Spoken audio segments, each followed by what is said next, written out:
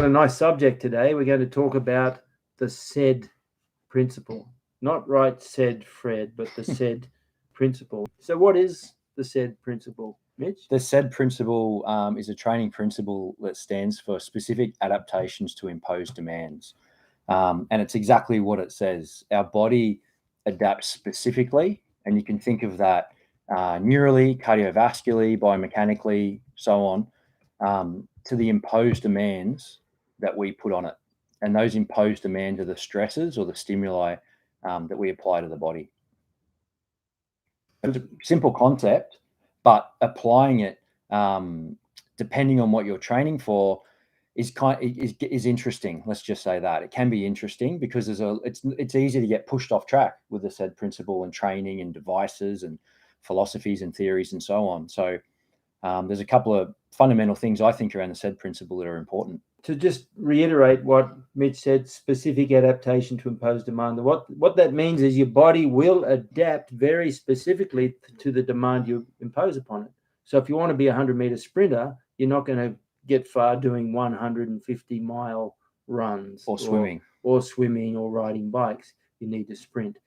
Now, we're going to look at the SAID principle in relation to the different somatics, because some somatics do lend themselves to a broader base, right? Yes. But other somatics and activities, of course,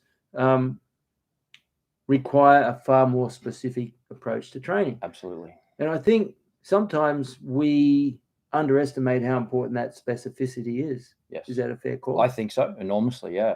This is some broad concepts around specificity, and I've brought in one of Ian King's books that the Foundations of Physical Preparation that you've mentioned ad nauseum, and we've mentioned a number of times. It's this book here, and there's a concept here of specificity and generality. And in answering the question in terms of specificity, there's a few key points, and the first one is training age of the athlete. So the newer, and we apply it to by training age, he doesn't mean is the guy 15 No. or is he 35? He means your age in terms of how long you've been training in that activity. So we are applying it to martial arts here. Yeah. Are you a white belt, an orange belt, a blue belt? And so on. Yeah. So the newer someone else is to a sport or activity, the more broad and general the training can be. It doesn't have to be incredibly specific to get the result that you're after. You can think of it like a pyramid or a big triangle. The base can be really wide, a wide range of activities. And then as you specialize, you get narrower and narrower up the top as you train further, if that makes sense. The next one is the characteristics of the individual determine the method to use when it comes to specificity. So basically that's saying that you've got to individualize the training process above and everything when it comes to the SAID principle. And you know that too, because if you run a dojo, you have the 6 foot tall, 200 pound, 100 kilogram monsters, and you have the small, sharp. I always use Gary O'Neill and Wally Schnaubel. Yeah. And we tailored their training very specifically for them. Whilst I'm here, let me just say good day to a few people, but especially the Kyokushin Shuffle. Paddy Pinto just did his 50-man kumite, I was told. Wow. So congratulations, Paddy. That's a heck of an achievement. I hope your body's recovering well. But that's the Kyokushin Shuffle there. That's actually Pat Pinto from Melbourne. Well done, Pat. Good on you. Great. Incredible. Yeah, incredible.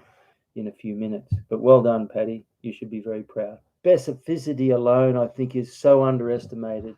We get everybody in the class, from the 12-year-old girls to the 60-year-old. The 60-year-old to the 30-year-old tournament champion, and we expect that they all do the same thing. And to a degree they can, Mm-hmm. but when you start to focus on specific areas of training, you need to take into account their individuality, but also their training age. Absolutely. So that's a couple of just frameworks that I thought we could just lay down at the start. And then in relation to the somatics, or the physical qualities, as we call them, flexibility, strength, speed, and endurance, and sturdiness. I've always added a fifth one. The four main somatics. Somatic simply mean a physical property of the body. And as Mitch has always pointed out, there are four main somatics: speed, strength, stamina, and suppleness. I use the S's. They're the four, but I add a fifth one, sturdiness, which is your ability to take impact. And we know that that's a real quality, I believe, because if you've ever worked with rugby league players, the average strong person would last one hit up on a rugby field. Yeah. Their ability to take punishment is insane. And in Kyokushin, it's exactly the same. That once again becomes a form of specificity. What do you train? Do you do chin-ups all day, or do you actually work on developing resilience in your legs, work on developing resilience, being able to take punches in your body and being able to give punches too?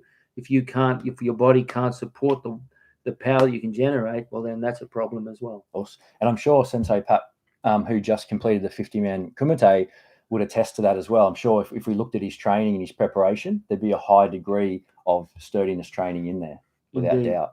Yeah. So of the physical qualities that we have, Ian came up with a concept called the specificity continuum, which basically means all the qualities don't have to have the same degree of specificity to get a result.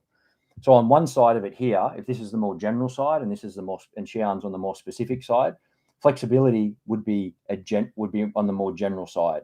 So let me just break that down a bit. We've got strength training, speed training, endurance training, and flexibility training. And each of those has a different place on the specificity continuum. Is that fair? Yes. So, for example, endurance is far more specific than flexibility. Yeah. Okay, so can you continue? So what you're saying is right over on the fairly generalized area is flexibility training. Yes, which essentially means that you can do flexibility training, any type of flexibility training, and it's going to have a good transfer. It's going to be helpful to whatever activity you're doing, us being martial artists specifically. It's going to have a good transfer over that. It's going to help whatever you're doing. Transfer is the key word. Yes. How does the training you're doing transfer to success in your chosen activity? Then the next one, moving on the continuum of specificity, is strength training. So that means that strength training, by just generally becoming stronger, it's going to help generally what you're doing. Now, that doesn't mean strength training can't be specific. It just means it doesn't have to be specific to get a result. And a good example of that is if we're talking punching, for example, there is no correlation necessarily between the guy that's got the biggest bench press in the gym and he who punches hardest. I can guarantee you that. Now, does that mean a person with a big bench press doesn't punch hard? That's not what I'm saying. What I am saying is that if you get a great boxer, I'm sure they'll be able to punch a lot harder than, for example, a heavyweight powerlifting champion of the world. And the reason for that is everything that you teach, the technical side, the distance, accuracy, timing, and so angles and so on. So strength training comes next. Then after strength training comes speed. So when it gets to the physical quality of speed, that needs to be a little more specific. And as Xian said earlier, if you want to be a 100-meter sprinter, as an example, you're not going to do it swimming, nor are we going to do it running 15-kilometer runs. We have to train around the activity that we want to do. And that's the same as as a martial artist. If you want to be quick in terms of like a wrestler when they shoot in, if you're kumite, punching, kicking, so on, striking, we have to train that quality in that way. And then finally is endurance, or fitness as it's sometimes called, but endurance to work capacity. And that needs to be the most specific. And this is probably one of the most shocking things to most people, because there's a lot of debate around there. There can be a lot of debate and tradition and not a lot of thought around it. But generally speaking, the endurance training needs to be the most specific to what we're doing.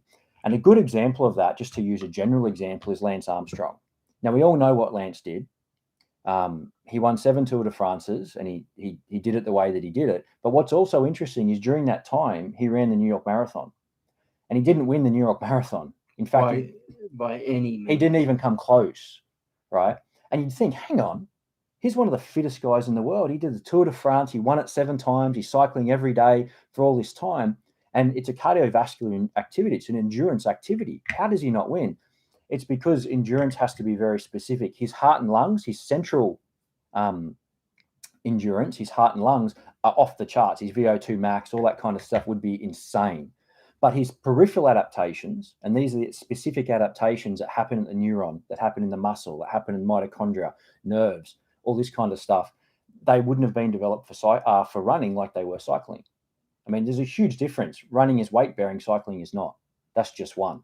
And running has a stretch shortening cycle, cycling does not. The position that the trunk is in, there's so many different nuances that are so different. And this is where we get into great training versus not so great training without going too far into it. So on the continuum, general, we've got flexibility, then we've got strength, then we've got speed, and then finally we've got endurance as the most specific. It's interesting because I know a lot of people, and I'm no different, but I kind of did it for two reasons. We'll spend a lot of time doing road work and hill sprints and things like that. And it does develop a very solid cardiovascular adaptation. There's absolutely no doubt about it. But there's another area which I think is equally as important, and that is the mental resilience that comes out of it. When you're doing multiple hill sprints and your brain wants to cut it, I call it the 2 meter rule. We've spoken about this. Yep. You're running up that hill, and 2 meters before the line, you start to slow down. Your brain says your body's had enough. But the one with willpower and determination keeps going 2 meters past the line. So that those moments of extreme challenge, such as really demanding hill sprints or Tabata rounds or whatever you do, big mitt, they're just as much designed to adapt you mentally for the challenge as physically, because at the end of the day, it's the mind that moves the muscles. And if your mind is not adapted, it doesn't matter how well adapted your physiology is. If your brain gives up, that's the end of the day. I agree. And what's interesting about this is if we can just dive in a little bit deeper, from a pure, as Qian just said, from a purely technical point of view, or theoretical point of view, if you only had one training session you could do, and we're talking about a Kyokushin tournament, just say, for example, it's not that you would do karate training over hill. I mean, you would do karate training over hill sprints. There's no even question about that. But training's always about, everything has a place in training. It's just a matter of how much, how often, and when. And that's what, and I was reading one of Sosai's books. I have an old book, maybe it's Essential Karate or something like that. And he talked about weight training. I don't know when it was printed. It must have been printed in the 60s or 70s. He did that. Yeah, it comes from stuff that he wrote in the 50s and 60s. Someone put it together. But what was interesting about it, he said strength training is very important. And this is going back a long time that he's saying this. So he's incredibly innovative. But he said it should take up no more than 10% of your training. So if you're going to do a 2-hour session, maybe 20 minutes could be dedicated to strength training. And I think that's such a wise point of view, because it falls into line with how much and when. Because today, so many of the internet allows so many great things like what we're doing here, chatting with people, but it also, there's a lot of debate and absolutes on the internet that don't necessarily fit in the real world. And one of them is running. There's so much debate around should you run or shouldn't you run and this kind of stuff. But it depends on how much and when. Yes. And it can be formed. Are we talking once a week? Are we talking 6 times a week? Are we talking every training session? Are we talking within one training session once a week? There's so much opportunity for everything fits into training. It's just a matter of how much and when, and then individualizing it to what that karateka needs, to what that person needs, as you just said, Qian. So hopefully that clarifies that sort of thing too, or gives you a different point of view on it, because nothing in training is black and white. Exactly. And Mike Clark added something there. What we are addressing is essentially the sporting aspect, the physical output aspect, the physical performance. Is that fair? Yes. But like Sensei Mike Clark points out, the notion of shugyo. And as you know, the last line of the Dojo Kun in Japanese, Shogai no shugyo, karate no michi ni suji, kyokushin no michi o mattou suru koto, in Japanese, Shogai no shugyo, all our lives through the discipline of karate. So it's not that you're constantly trying to focus on nothing except that physical performance. There's also shugyo is a pursuit of all-round completed knowledge, a pursuit of almost a yogic style of knowledge with a capital K, if you like. And that's a very, very important point, which is often overlooked. And that's okay if people want to overlook it. If they want to focus on the sporting aspect and throw that out the window, it's up to them. I also think as well with that, you can only do the sporting aspect up until a certain age, really at a high level. And then, like you've spoken about so many times, other aspects of the martial arts come in, as Sensei Mike is talking about. And I think the said principle applies to that as well, because something we spoke about earlier, and please correct me if I'm off track, we talked about kata and so many beautiful techniques in kata of all the different ranges that you speak about, range 1, 2, 3, or 4, or 5. But it's not enough just to know them. From my understanding and experience, you've got to feel under pressure from a non-compliant opponent. Yeah, and that's the said principle in action. That's the specific adaptation. And that's exactly what Sensei Mike's talking about as well, developing that aspect of our training too. Yes, and I think there are certain things that are a part of the Shugyo concept, that all-round pursuit, endless lifetime pursuit of knowledge.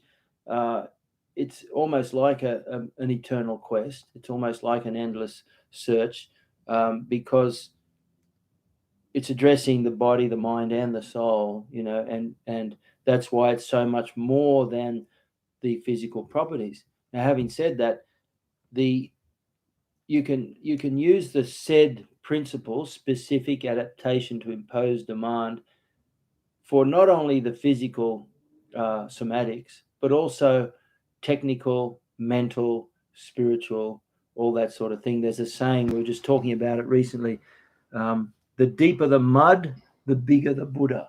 In other words, the more challenging your life is, and provided you take it in the right spirit, the more rounded and experienced and developed you become. That's a form of said training.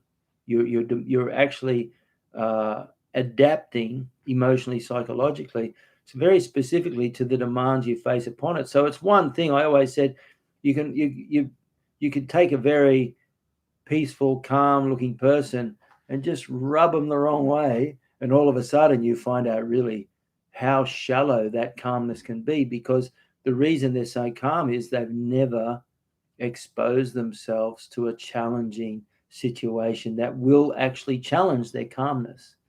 And that's a form of said training, specific adaptation to impose demand.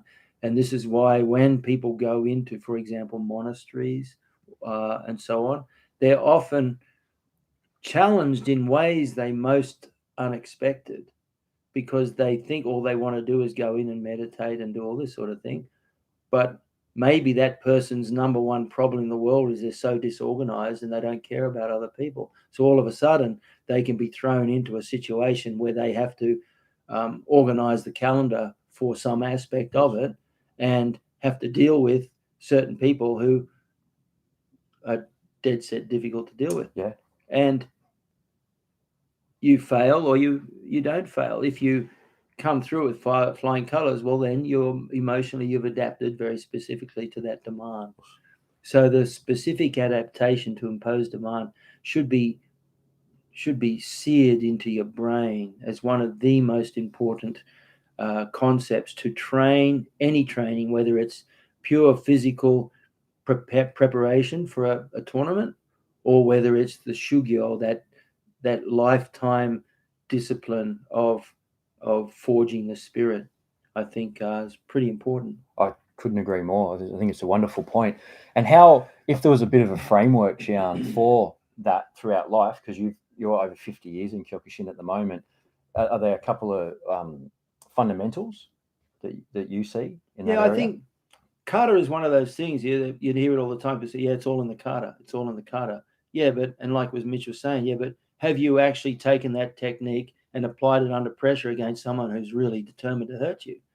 Well, it may be in the kata, but whether you've trained specifically enough that you can actually use that under pressure is a different thing. It's not all in the kata, but there's an awful lot in the kata, provided you train specifically for those adaptations. I think that's very important. Then that becomes just one part of the training. Even for example, in kata, you can start off. I've given in my book, I think page 206, 207. First of all, just learn the movements of the kata. Just learn a kata. A block is a block. A block is a block. And get that block strong. And then keep adapting. So now the block is more than a block. It's actually a throw as well. It's actually a blow as well. But you shouldn't rush that. The problem with that is you get white belts, orange belts, blue belts trying to go, it's all in the kata, and I could do them, and they've never really mastered the kata. As they used to say, Sorsai said the old kata used to take 9 years, 3 years for the grip, 3 years for the stance, and 3 years for the correct striking technique. That's a different level of shugyo, which Sensei Mike mentioned. Perhaps not all dojos provide a clear pathway. The problem is I think dojos are fairly okay at providing a pathway up to black belt. Then what comes after that is very unclear. What training does the dojo expect, require, and offer for the second dan? For the second dan going for third dan, for the third dan going for fourth dan, for the fourth dan going for fifth dan. And quite often becomes very fuzzy and hazy, and no one really knows because there's no real clarity. But if you apply this principle, the said principle, and you very systematically divide up the training required for each step, step after step after step, you can create a very powerful framework for your constant shugyo through life, through your constant improvement as the years go by. And probably one of the worst things you do is constantly look for improvement. You don't, That's a good point. You don't. There's not constant ever-ending improvement. There's always diminishing returns and dips and troughs. You plant the seed and you don't keep digging it up to see if it's sprouted. There's the famous story of there's a certain Chinese bamboo. You plant the bamboo and you water it regularly, and nothing happens for a year. And a year passes, and 2 years pass, and 3 years pass, and nothing happens. And you're not too sure, but you keep watering it, and 4 years pass. After about 5 years, all of a sudden, it shoots up, and it literally grows at about a foot a day. And those 5 years, it wasn't dormant. What it was doing was developing and spreading the most incredibly robust, powerful root network. So when it finally starts to shoot up, it has the support underneath.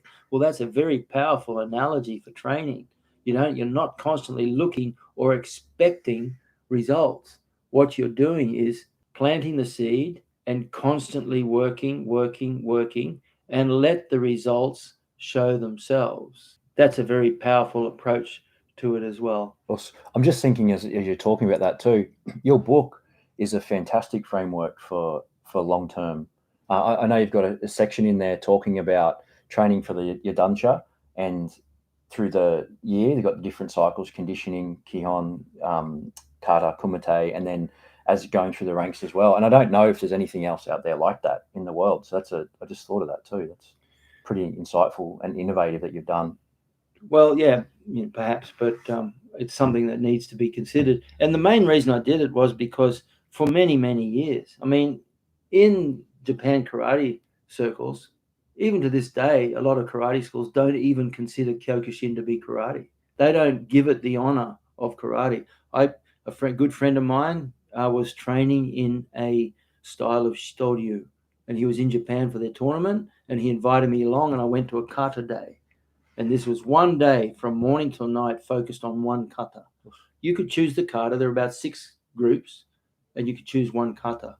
And I chose one kata, and I have a Kyokushin gi on, and this old guy walked up and said, "What are you doing here?" I said, "I'm here with my friend." He said, "Yeah, but what are you learning the kata?" I said, No, this is one of my favorite kata. And he "What do you mean? Kyokushin don't do kata." Really? And I said, "Yeah, no, we do kata." He said, "Really?" He couldn't believe it. In his head, and he was not a young man, he must have been training for 50 years. In his head, Kyokushin was nothing more than a style of sport kickboxing in gis. So in many respects, Kyokushin still hasn't gained that respectability. It's getting there now. That is a result of the fact that in many Kyokushin schools, the focus was tournament champions. You just go, and fair enough, it was like a kickboxing gym in gis. these guys wouldn't even learn. There are plenty of Kyokushin people in the world who are third, fourth, fifth dans who hardly know a single kata. Yes. And that's because their dojo's focus was tournament fighting. But what happens when the guys retire from tournaments? Well, this is my focus of why I've put that in that book, to give people who have retired from tournaments and want to continue training as they should. The last line of the dojo, kun shogai no shugyo karanamichi, the lifetime discipline, the shugyo of the life. So you need to have something to aim towards. If you don't, you're just going to go around in circles, as much as you wouldn't like to admit that. You need to constantly be working forward with clear goals in mind. Okay. Whether that goal is nothing more than developing a regular habit of consistent training every day. That's a brilliant goal in itself. It's a brilliant, absolutely brilliant. And as you talk about the different ranges, and Harry's just actually mentioned it just there, as you get older, your needs change, so the training changes to suit your needs. Couldn't have said it better myself. And that's nice of Sensei Mike. For those who don't know, Sensei Mike is a highly ranked Goju teacher who's written some of the best martial arts books, and he is here regularly, which we really appreciate. And I think one of the reasons we do this is because we do want to show people that Kyokushin is a whole lot more than just tournament fighting.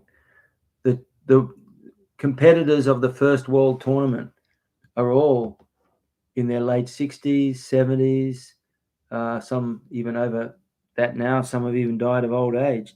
In fact, recently, we had a memorial for one of my instructors. My first instructor was Sensei Frank Everett, who was very inspiring to a lot of people. He introduced Kyokushin into Queensland.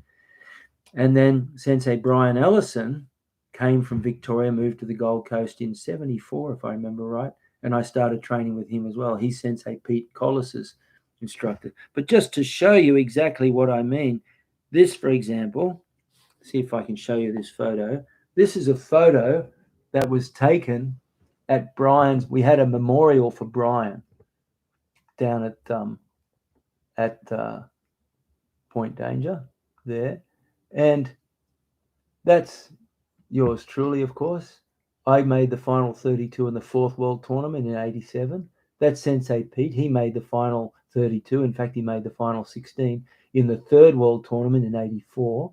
That's Sensei Tony Bowden, Shihan Tony Bowden. He made the final 32 in the second world tournament in 79. And that's Grant Radonich. He made the final 32 in the first world tournament in 75. Isn't that insane? We're all there to pay respect to Brian, Sensei Brian. This is a memorial. First world tournament, second world tournament, third world tournament, fourth world tournament. And even the fourth world tournament is like 87, 90. That's more than 35 years ago. So as you can see, fighters get old. And if you don't have a clear path forward for your training, you don't have a clear path. You're not going to train. You don't have that shugyo. So I think that's really, really important. The best way to do that is have clear written goals around the principle of specific adaptation to impose demand. You may want to introduce meditation, and your goal may be to meditate 5 or 6 hours a day, not an unrealistic goal. But if you go out and start doing 5 or 6 hours a day immediately, you'll last 2 or 3 days unless you're something extraordinary. The best way is to adapt. So you adapt specifically by learning the rules and the techniques of meditation and increasing the time. So the depth of your meditation should be established from very early, and then the length increases. It's just like training. Both depth or quality and length are important. You've met martial artists who are young guys, 19, 20, 21, when they should, like Frank Everett used to say, they should be whipping the body. There's a time and place for everything. They need to be just challenging themselves, pushing themselves outside their comfort zone regularly with clear guidance. But at the same time, you need to constantly set these clear goals so that doesn't matter what point you are in your training, you have clear forward motion, I think. And it's interesting how the said principle is applicable to everything that we've talked about today on this Zoom, and that Sensei Mike brought up as well in particular. And I think that's probably the most important thing than anything. As a young age, of course, sport and doing well is very important. But as people get older and older and we go through life, developing the other aspects is probably more important, I'd guess, over time. Certainly for me, as I get older, that's all I can speak about. But well, that's true, because your interests change for a start. I mean, when I was a tournament fighter, every day when I wake up, I'm thinking of tournament fighting.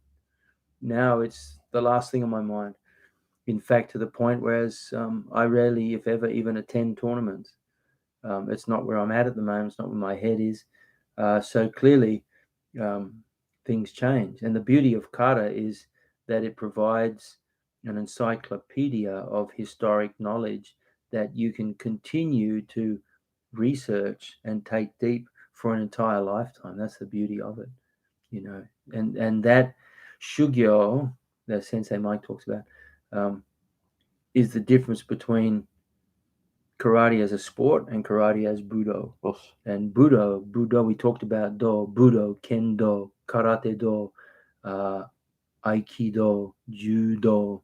That do part is what takes the raw fighting technique of anything and turns it into a martial art, a lifestyle thing. Remember, do comes from Dao, Dao comes from Dharma, which means law of righteousness or the role of righteousness, or basically shugyo. Shugyo is another way. Gyo, shugyo no gyo, gyo is another way of describing that dharma, that righteous responsibility that we all have to a lifelong pursuit of self-improvement. Anyway, my girlfriend's son is grading Anita in December. He told you he has to write an essay based on what kata mean to him. I gave him a copy of Budo Karate and asked him to look at the kata section. Very cool, Marco. I hope he does well in his grading. That's fantastic. Yeah, good on you. I love these live streams because we started talking about the said principle as it applies to the physical qualities, and look where we end up. Yes. And that's the beauty of these live streams. They truly aren't super planned, as in we have a general concept and go from there. And I love where they end up and the feedback from everyone as well. It's fantastic. Ian King, who is Mitch's mentor, wrote some unbelievably good books, and I think everybody should get some. Like this particular one, Foundations of this one here, Foundations of Physical Preparation, I think should be required reading for everyone. Another one which I drew a lot of my training ideas from is this one, Tudor Bomper's book called Periodization. That's also a very, very good book. This is a second or third or fourth edition. Just for everyone's knowledge, the earlier editions of this book you get, the better. The newer editions, let me just say the older editions are preferable. If you can get the first one with the stripes and the white cover, or this variation, they are just absolutely timeless. Because they've been edited later by other people. Tudor Bomper's a legend. Yes. And he was, in my early days, when I was training at the dojo, Ian King was at uni. He was at uni at the same time. We crossed paths at uni. We went to the same high school. As it turned out, I didn't know Ian because he was much younger than me, so he wasn't there then, but I was in his older brother's class. So these books weren't written then. So I'm looking for other things. What was I looking for? Well, I was using things like Henry Osiecki for diet. I was using Tudor Bomper. And I actually used to use a magazine called Swimming Technique. I may have told you the story, but I wanted to work out how I could find cutting edge scientific training. And I thought, well, swimming is one of those sports where it comes down to exactly the same movement over and over. So if one team is going to get any sort of advantage over another, it's going to be in the way they approach training. And so I subscribed to a magazine called Swimming Technique. You could probably get online now. And a lot of my training ideas that I applied to karate were introduced to me via swimming, because these Olympic sports approach training much more scientifically than we tend to do in karate. So there you go. If you've got any further questions, make sure that you put them there. And another shout out to my Patreon family. I really appreciate it, because it's the Patreon family that to this day allows me to continue to do this by buying the microphone, by buying the mic, the Lighting. computer, the lighting, and so on. So thank you very much, Patreon. If you're not a member of the YouTube channel, help. Hit the bell, hit the subscribe button, all that sort of stuff, and become a member and spread the word. That's the most important thing you can do for us, is put the word out, because I think what we share here, especially with Mitch's scientific experience, and he is a Kyokushin black belt, so he's able to apply this scientific experience and knowledge in a very specific way. There you go. So I hope you got something out of that. The SAID principle, SAID, specific adaptation to impose demand. It applies to the physical somatic attributes. It applies mentally. It applies technically. If you want to improve a specific technique, you break it down like a Star Wars clone, and you do it exactly, and you apply it very specifically, and you will get adaptation mentally, physically, technically. Okay, it works on the mental level as well. It works on it works on in anything that you can approach with some sort of organized, systematic training. The SAID principle will help. Thanks, guys. Thank you. Hope you enjoy that, Mitch. Thank you as very always, much. once again, good to see you, and good to see everyone here. And we look forward to seeing you next week. Us.